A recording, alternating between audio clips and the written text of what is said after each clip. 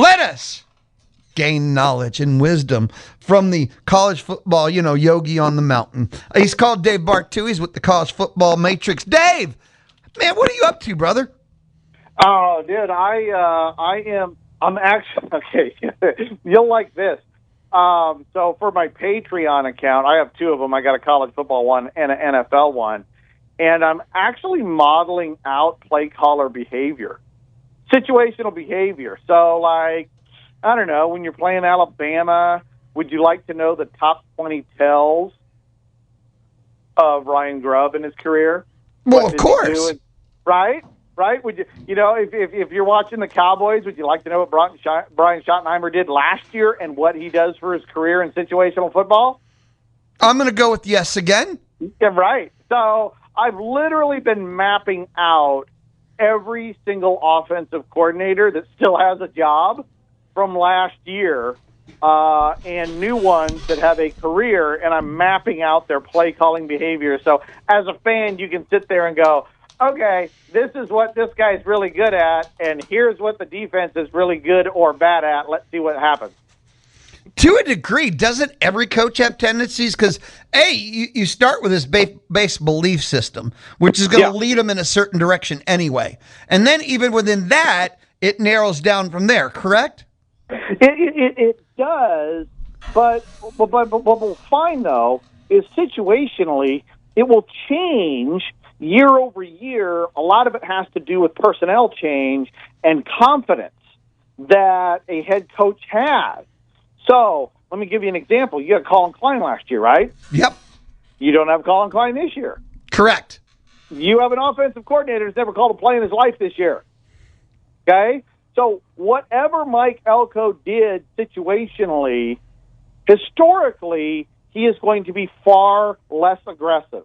Fourth down, right? Going for two. Situational football, he's going to rein it in very likely. So it makes A&M a little less predictable. Now, some offensive coordinators, they don't really have a lot of predictability.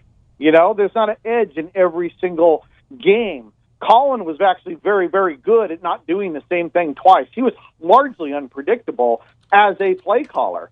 But then there's some guys you go, okay, here's a real popular name. You've heard of this a few times. You heard of a guy named Rich Rod? A time or two, yeah, sure.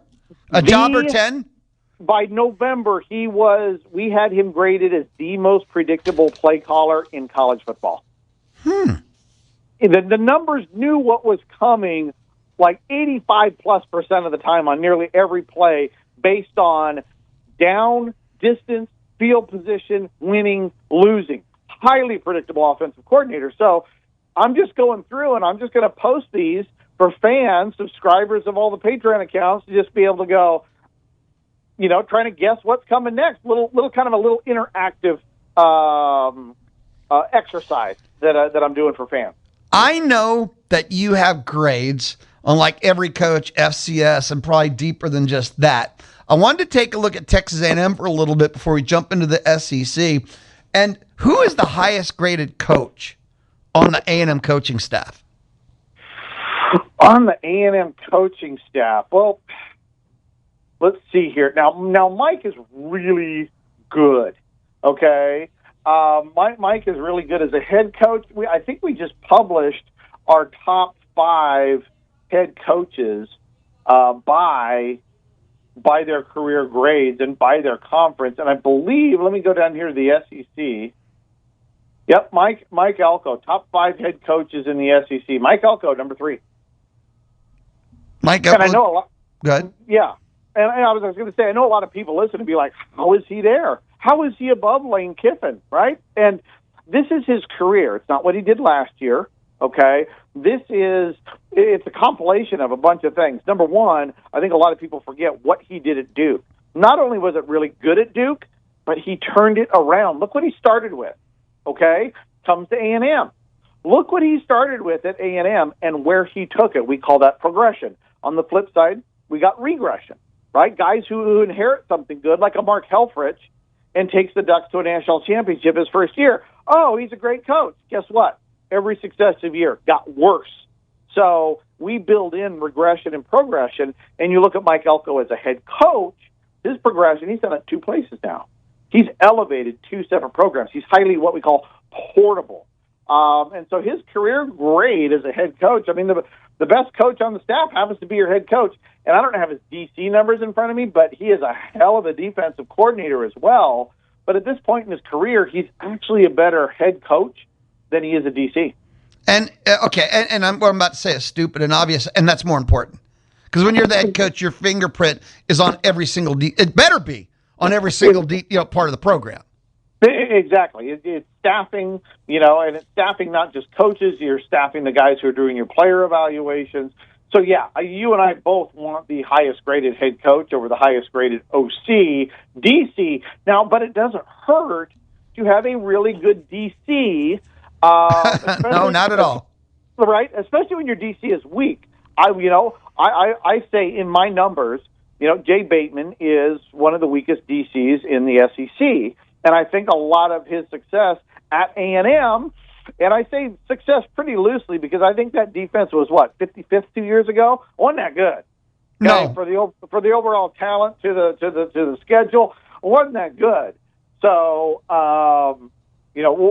we expect things to get better. So, but it's nice having the better head coach than the defensive coordinator, whereas, the opposite we have is at Oklahoma. We got one of the best DCs in college football calling plays in Venables, proving he had his fastball last year with the number 1 defense in the SEC. But as a head coach, we're still taking Mike Elko over him. Oh, and number 3 overall. So who's 1-2? If Elko's 3, who's 1-2? Oh, 1-2 is Kirby 1 and DeBoer 2. Okay.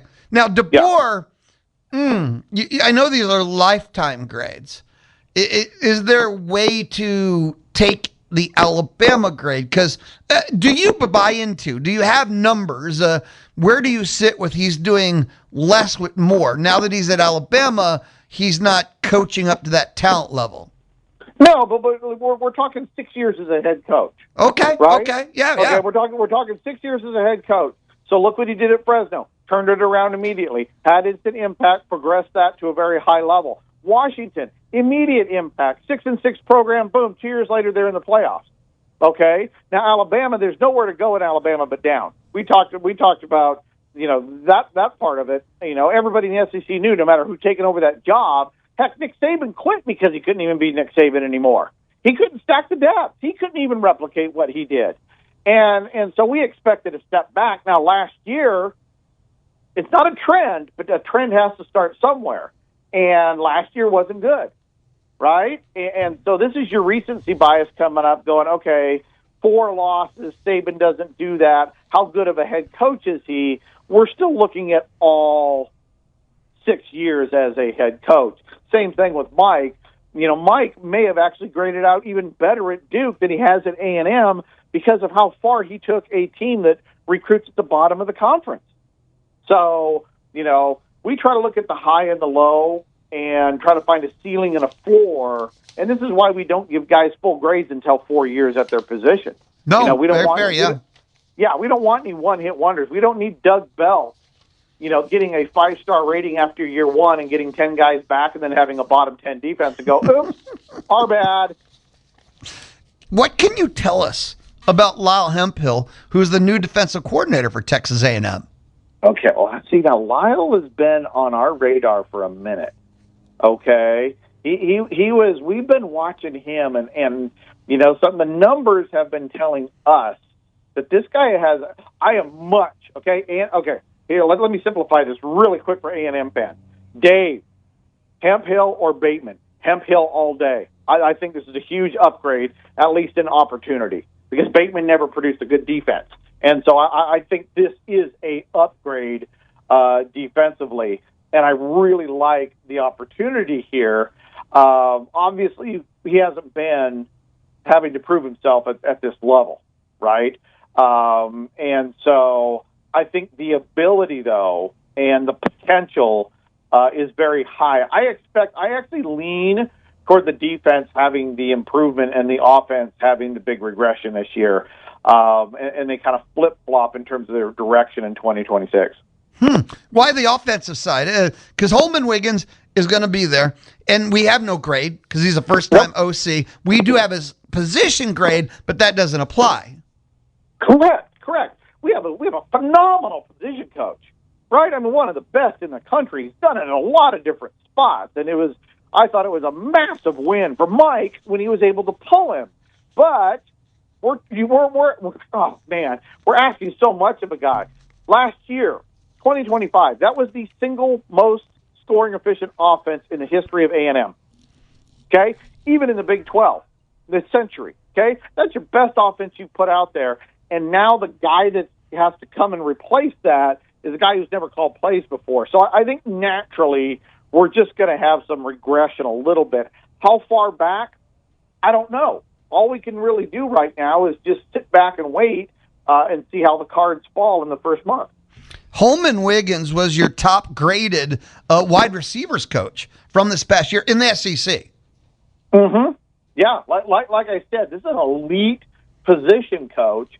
But it's not fair to say he's going to be good or bad as a play caller because we have no idea if he's going to be good or bad. There's been plenty of guys that we thought were going to be great and were duds, and there's plenty of guys we thought had a low floor that did well. And I think with him, we got to wait and see right now. Again, you can't give grades. You don't until the first 4 years. Is there any indicator to have an expectation? I mean, I assume the answer is no, not really. No, I think expectation has to come from the standpoint of what's surrounding him. Okay, do we have a returning quarterback from last year? Check. Okay, offensive line. How many starts are how many starters are coming back on the O line? A&M's fascinating. So you have one actual returning starter, and it's the center. But they went in the portal and got 4 SEC linemen that have started in the league, but they're portal, so they're not returners to A&M. How do you even quantify portal starters that you get? I think it has to be relative. I think and this is hard because NIL is so new, we do not really know how a coach is going to react dealing with transfers that are previous starters relative to developing internal high school players. There's some guys that are better at handling the churn of new offensive linemen coming in because this is all that they know. I'll give you an example. Coach Terry here, University of Oregon, right in my backyard. Yeah. Okay. Didn't have a very good grade coming into Oregon, but all they've done at Oregon is churn starting offensive linemen from other places. He has gotten very accustomed to that. So that is part of their process, and he is very used to that. So my question again would be, okay, let's take a look at A&M's offensive line coach. How successful has he been in the past of this kind of churn? Because that would maybe indicate what we're looking at going forward. If he's never had to deal with this, then I'd say we kind of got nothing other than we have experience coming in, and it may take a while to gel. And this is where I would go, let's take a look at the schedule. Because if we're waiting for an offensive line to gel in September, we want an easy September for that to happen. What will scare me is having a really hard September and that O-line not having a chance to gel yet. September has Arizona State and LSU. And then, of course, your 2 September Patsies. Okay. And Arizona State is where? Here, Kyle Field. That's okay. So that's just the way. And LSU. Are you going to LSU or do you get LSU at home? At Baton Rouge, week 4, game 4. Okay, week 4. Okay, that's going to be a trial by fire right there. So you got 3 weeks to gel. That is optimistic in my opinion. But I don't expect to win at LSU. But certainly, and don't forget, LSU has to gel. They brought in 60 something players in the portal, so they have the same. They have the same problem too. A little bit, but they still have the same defensive coordinator. They still got a lot of. This was the number 2 defense in the SEC last year. They do have some guys back there, but then you get Kiffin and Weiss and Levitt and so forth. So, like you said, they're going to have their gelling issue as well. So I would say favorably, that's a good first 4 games for A&M relative to some of the other SEC teams. Dave Bartoo of the College Football Matrix. We're hanging out and, taking a look at the A&M staff. We'll take a look at the SEC and just trying to kind of advance it all. There was a surprise name, and I just say that because I didn't guess it. But you did, you SEC, all the top, X, Y, all the coaches. But A&M had a top 5 DB coach. And now, the way they played, I shouldn't be surprised, but I just didn't know the grades were coming. you got that. See here, let me try to. He finally got his 4th year, so you finally got to grade him. Right, and see that's where a lot of people kind of get mixed up with what we do. Is it takes that 4th year to pop in the upper part of this thing, and I can't remember what was his overall number. Was he even in the 80s? He was 0.7323, which it was really tight because second place was Corey Raymond at LSU, who had 7.327. So the difference between second and fourth was .0004 in the grades, and it was Ishmael Aristide for the Aggies. Well, and look at the company he's running with, because Ishmael at number 4 is significantly better than Pogue at 5 out of Missouri. Yeah, there's a big gap between 2, 3, 4 who are identical, and then 5. Yeah, we got tier 1 and tier 2. So Aristide is in the conversation with Corey Raymond, Brian Brown, Torian Gray, and so his 4th year, he's been there. We've been watching him, and even despite some of the defensive struggles, and this is why we do this, is I would say probably given his grade, the pass defense with Bateman has been better than the run defense. The run defense maybe has been a little bit frustrating, but at the same time, you got the second highest graded interior D line coach in the conference as well, with Robinson just a little bit behind Bates at Oklahoma. Yeah, it's unbelievable. He gets his 4th get his grade, and basically about in that 2 zone, and he's with 16 and 14-year veterans. That's how good he is. Yeah, yes, a lot of upside with that guy. And, Aggie fan should be really happy to have a good young guy like that on the staff. Hey, quick timeout, come back. Let's do more, man. This is fun to me. This is the kind of stuff that kind of helps you understand, but also look ahead of what's really going on. I'll be right here when we come back. Dave Bartoo of the College Football Matrix hanging out with us on the D4 Land Services hotline. If you ever look to get your land cleared or excavated, d4landservices.com. Forestry mulching, pond construction, maybe a custom metal building from the ground up, check out d4landservices.com. This is the Louis Bellina Show, Monday on the Zone.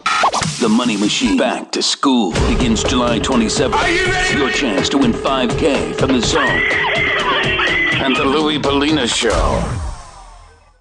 Joined again, Dave Bartoo, College Football Matrix, and we're just talking coaches, A&M coaches, SEC, and the grades, a little expectation. We're having fun. It's what Dave Bartoo does. It's what the College Football Matrix does. And Dave, you mentioned Adam Cushing. Well, we hinted at him, the A&M O-line coach. I was kind of wondering the grade on him. I don't know his historical grade, but I can tell you that what he's done at A&M is walk on water, because in year 1, he worked with one of the worst offensive line units I've seen in Aggie football history, and in less than 12 months, he made them good to really good. And and I've got the 2-year sample size. You've got his entire history. What he did in 2 years here was pretty phenomenal. Well, and he came over with Mike from Duke. Yep. So he was part of that whole Duke resurrection as well. And this guy has been, he was at Northwestern for a long bit, actually. He was there 9 years with Pat Fitzgerald. So I don't actually, right now in front of me, where I'm at as I'm traveling, I'm doing most of this right off the top of my head. So I don't have his exact number right here as an offensive line coach, but like I said, him and Mike work well together. What they've done at A&M, what they've done at Duke, have done it back to back, and he really seems to have found his own in the last few years after that decade with Fitzgerald at Northwestern. Yeah, again, I have the 2-year window. It's incredible what he did in the first year, because it's not a joke. I've watched Aggie football since '87, and the year prior, that was one of the worst offensive lines I've ever seen since I started watching, covering, etc. Aggie football. And what Cushing did with the same players, mind you, they didn't go add 3 like the top 3 in the portal. That didn't happen. Was absolutely incredible work by Cushing. And you can tell me the whys. It doesn't matter. He did it. I'll say that he did it. In the SEC, who are the top Who are the top offensive play callers in the SEC? Well, We can't say OCs anymore because head coaches call plays too. So who are the top offensive play callers? Exactly, and I think that that nomenclature is really important because Kyle Flooding called a play in his life at Texas and never will. We just struggle to figure out if he can even get the offensive line in order or not. But when it comes right down to the SEC overall play callers, and keep in mind, folks, like I said, we got the regression and progression. The most important number as a play caller is points per snap. That's what wins football games. When that ball is snapped, what is your expected point average? That is highly critical over your career. And then the other thing is the value of the talent that you have versus the talent you face. So if a guy at Alabama has a certain number, let's call it X, and the guy at Southern Alabama has the exact same number with far less talent, that lesser guy, quote unquote lesser guy, with the same numbers is going to get graded up a little bit higher because he is just simply doing more with less. So that's ways we're trying to evaluate it. So number 5 in offensive play callers coming into this season in the SEC, Lane Kiffin. Lane Kiffin is sitting there at a .7555. So he's a 4-star guy. 10 years as a play caller in our system, and we got him at number 5. Number 4, Steve Sarkisian. Yep, and now Steve was at the top of the SEC 3 years ago. He was number 1 in this, I think, going into 2023. But what a lot of people don't realize is that the Texas offense, their scoring efficiency has regressed for 3 consecutive years. It has gotten worse and worse and worse and worse. So, as a result, especially when you've got top 5 talent, his grade has gone down and down and down and down. The ceiling for Steve is still really high. You and I can both believe this could be a national championship play caller, not a national championship head coach, because he isn't even in the top 30 of that. But as a play caller, really solid, still in the top 5 in the SEC. Now we go to the other side of the ball, obviously. Who are the top, and you pick your own number, 5, 10, but who are the top, at least one, defensive play callers? Well, here's one little side note that I have on the defensive play callers. This would be fun. The side note is that the number 1 graded defensive play caller since 2010, and he has, whether as a defensive coordinator or a head coach, he has 8 of the top 25 defenses since 2010. Okay, so Kirby Smart is still the best defensive mind in college football, not just the SEC, college football. But you go into the defensive play callers in the SEC, the number 1 guy right now, and this is because he took it back over. If Kirby said he's in charge now, we might see different numbers. But number 1, since he took over last year, is Brent Venables. He dropped when Zach went to West Virginia. Brent says, I'm taking over, and he had the number 1 scoring efficiency defense in the league last year. So Brent at Oklahoma is number 1, still hasn't solved the hiring of the offense and getting that together. Number 2 is Schumann at Georgia. He's entering his 4th year. Number 3, and now he said he's calling the plays. This changes if all he's doing is head coaching, but Pete Golding at Ole Miss. I think he'd be remiss to not call the plays. We saw this at Oklahoma right off the bat. Yeah, I really think you got to ease these things in and at least co-DC these things a little bit stronger. And then the final 2, you got Clayton White, number 4, South Carolina, and Kane Womack at Alabama, number 5. But you start looking at these scores, and these are low-end 4-stars. I think the story of the defensive play caller in the SEC is they're just, as a composite, they're not very good. This is not at all a defensive league. This league is run by the offense, and there's not a lot of defense played You know, I mean, this is the SEC that last year had 3 teams in the top 10 on defensive scoring efficiency, but they only had 1 in the top 8, and that was Oklahoma. So the defense has taken a huge step back in the SEC over the last decade. Okay. So I got to ask you, who are the worst? Who are the bottom? I don't know. Again, you pick your number 3, 2, 1. Who's the worst? Who's the worst? Oh, okay. I hate to single out people. Not really. I love it. But still, who's the worst? Well, up until he was fired at Mississippi State, he had Colin there with the lowest grade. I'm trying to. You'll love this. We were actually talking about it this morning because I was amazed when we regraded. I was surprised how good Chad Morris did, right? Because in my mind, here's your 1 year. His last year at Clemson was terrible, but the other 4 years he was really, really good when he was calling plays. But this guy, okay, he is a 54. Now consider the average defensive coordinator in FBS football is a 57. That's average. Will Muschamp is a 54 on his career. What? Texas has one of the lowest defensive coordinator, probably bottom 3 defensive coordinator grades, easily bottom half of the entire country with Will Muschamp at Texas. Explain that. We've always been told he's a genius. We've always been told he's a defensive god. How can he be a 54 for his career? Because it's just not that good, man. It's just not that good. Him and Gary Patterson are almost the same guy. USC went out and hired a guy who hasn't called plays in forever either. So Muschamp was one of the biggest coaching downgrades. We talk about Hemphill and Bateman. I think Hemphill's an upgrade. Downgrades who else downgraded more? There wasn't a whole lot of hiring and firings really in the SEC overall. I'm just kind of racking my brain who turned over.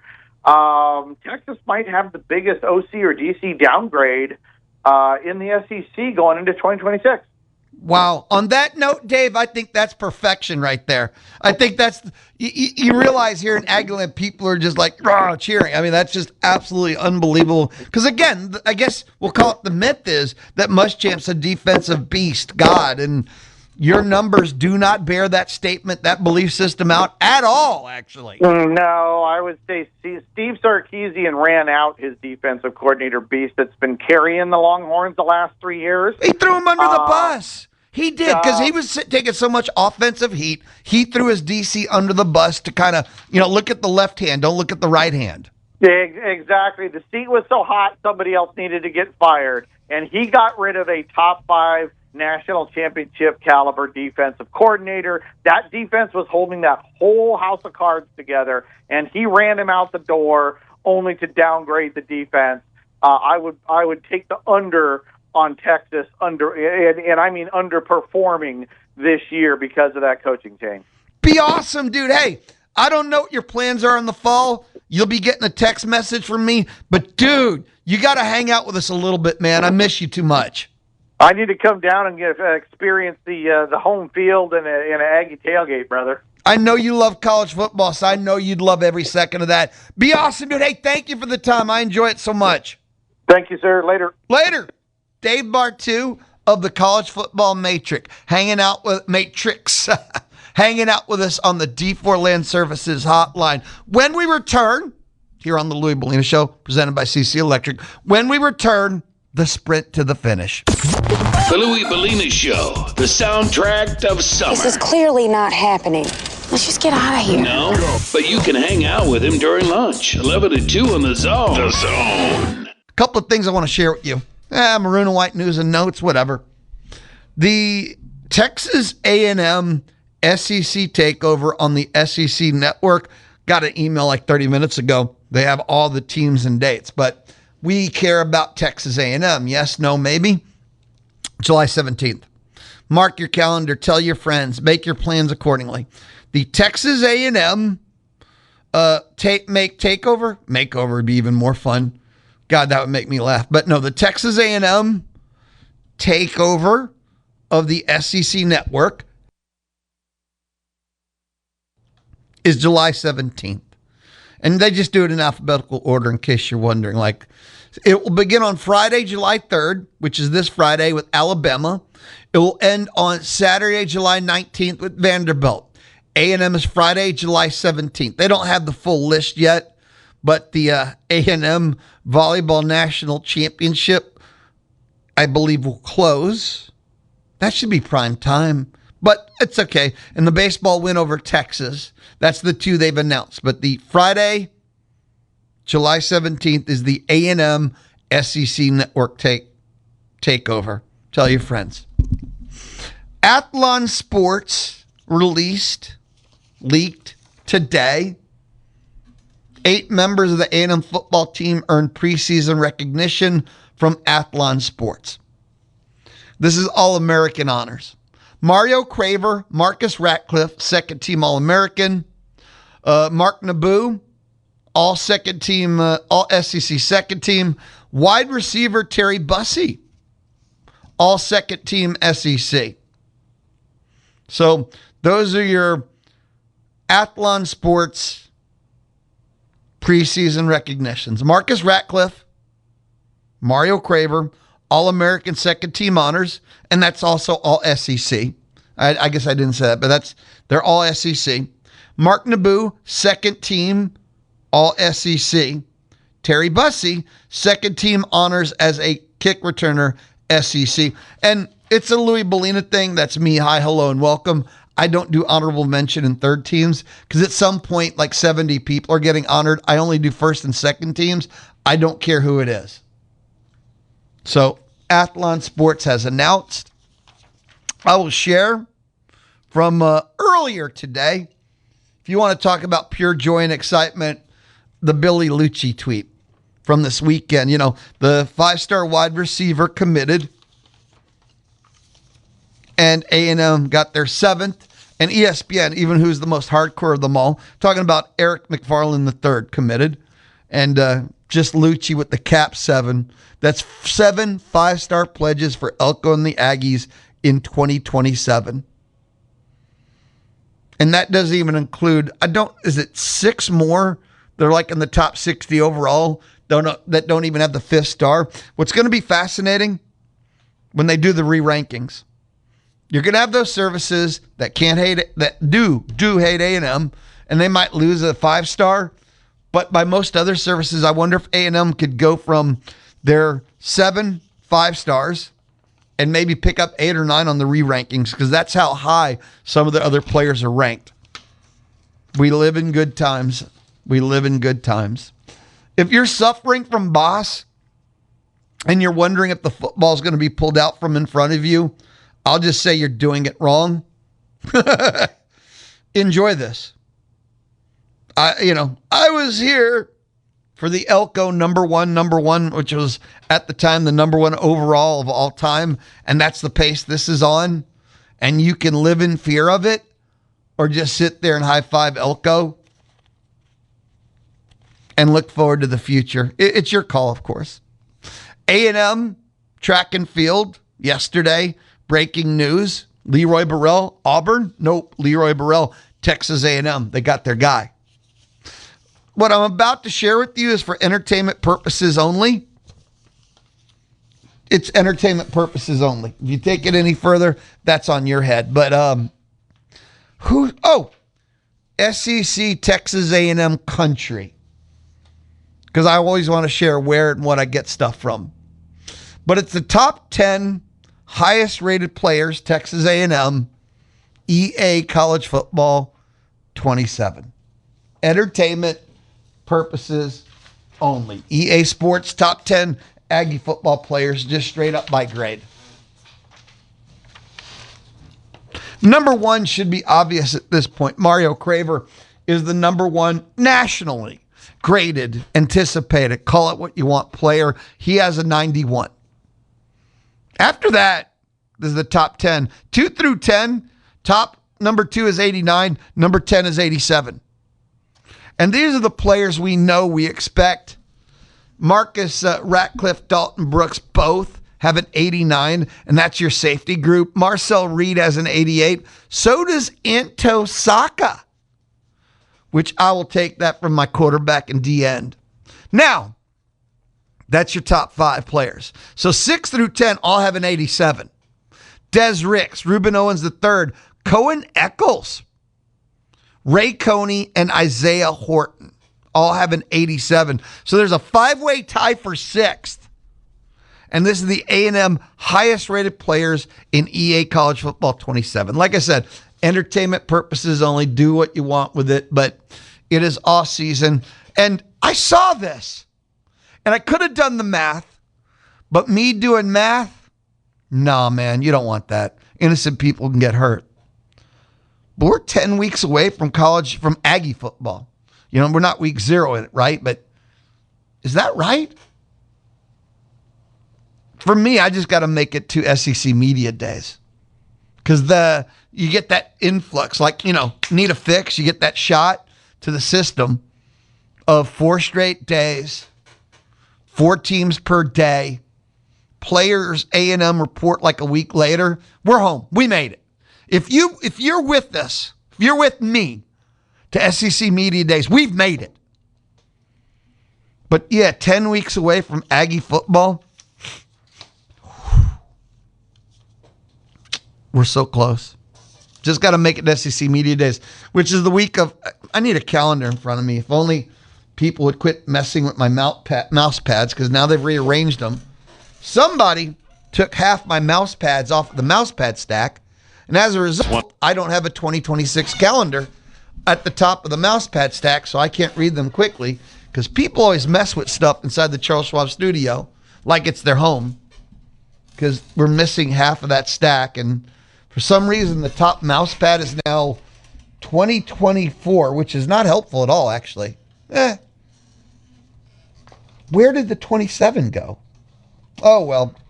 Anyway, I think it's the week of like July 12th or whatever it is. But that week, 3rd week, whatever it is, that's SEC Media Days. All we got to do is hold on, and we can do it together. Real quick. I don't do recommended reading a lot here on the Louis Bellina Show, which if you're new to town, you don't know that. But if you're new to town, hi, hello, and welcome. But if you've hung out with me before, I don't do that because people hate to read. We live in a world where reading is no longer fun. It's still fundamental. It's just no longer fun. But this is fun. The Athletic, they've been doing this whole nostalgia thing. 1990s college football and 1990s college basketball, because the World Cup last time USA hosted was in the 1990s, right? Well, this, like I said, is fun only.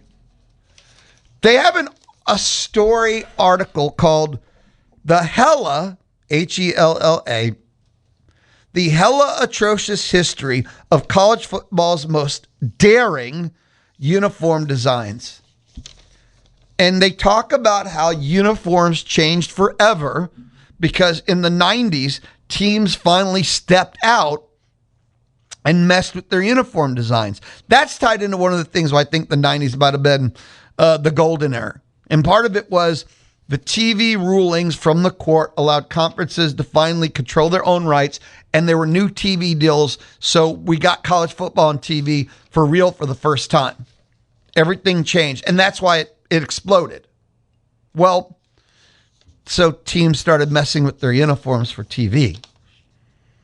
Again, The Athletic, check out the article if you can. If you're one of those people that you love your college uniforms / you're even a uniform junkie, it's called The Hella Atrocious History of College Football's Most Daring Uniform Designs. So there, you have some assigned reading for this afternoon or tonight or when you're bored at work. When we come back, the ticket booth, thanks to Dixie Tire Company. It's the Louis Bellina Show inside the Charles Schwab studio, Monday on The Zone. The Houston Astros play on the zone. Thanks to Kelly Berdozer. And before we head out the door, I want to thank everyone that texted. Some of the text messages were so bizarre today, I still don't know what they mean or what they're trying to say. It's truly some strangeness. Oz and Brian said Oklahoma cheated. It's statistically impossible. Juiced players bat and stolen signs. So Okie fraud. So no data whatsoever or evidence that Oklahoma cheated. That's Oz's take on how Oklahoma baseball won the national championship. Woo! That's pretty cold. Holy cow, matter of fact.